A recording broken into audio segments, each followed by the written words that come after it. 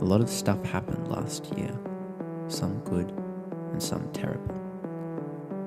I'm not sad about how the year turned out for me. In fact, I'm really proud of the work in progress that I am. So I failed third-year medicine last year, and there was a fair bit of pressure I felt to repeat in 2019. It felt like rushing, so thankfully there was also a lot of support that came my way and enabled me to have the courage to make my own decision based on what I wanted to do. I ended up choosing to take the year off instead of going back straight away, and I intend to come back in 2020.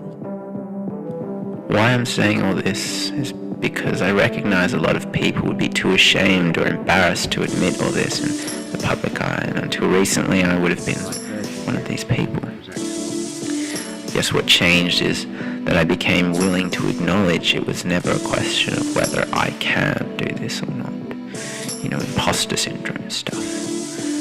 Instead, the question is, do I want to do this or not? This is just one of many questions I hope to address this year, and finding better questions like these to ask myself have made me more comfortable giving answers.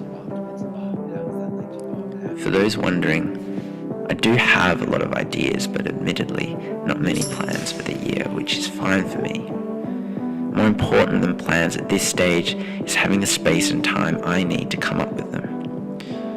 I don't know what exactly is in store for me over the next 12 months or so, but I do know it will have a structure, and there will be a focus on self-care and nurturing the passions and behaviours I believe will help me offer the greatest contribution to others that I can offer for the rest of my life.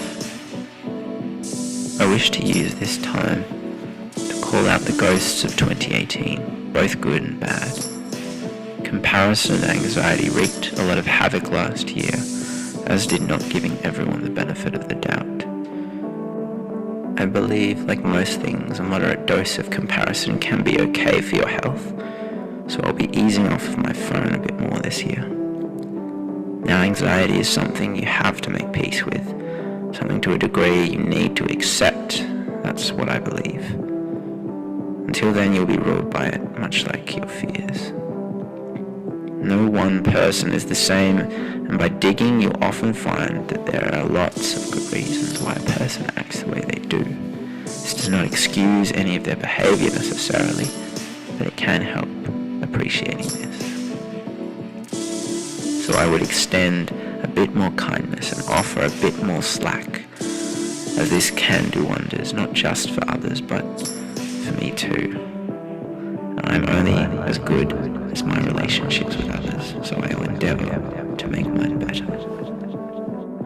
Now, the blessings I discovered in 2018 were mostly little things, like renting books and DVDs from the library, listening to podcasts on the commute home, learning how to cook a new dish and serving it up for a few people. But some big ones I cannot leave unmentioned are playing music for people. Whether that be for one or for many. I feel like an entertainer at heart, so having this vehicle to share stories is so important to me, as it not only allows me to breathe better, it also keeps me more honest and helps spread truths that I believe can make the world we inhabit a better place. As well as that, seeing the good side in bad situations, no matter how dark they are, because it is what we make of it, and there's always a lesson to be learned that we can hold and draw brighter days from. Finally, the biggest blessings I've had this year have been the people that I've interacted with. Through big and small gestures, their kindness and support, whether it be voiced or implied, did not go unnoticed. And while it may not have seemed it, I'm striving to show my endless thanks and appreciation. Warmest wishes to you all. I hope you have a very great and special 2019.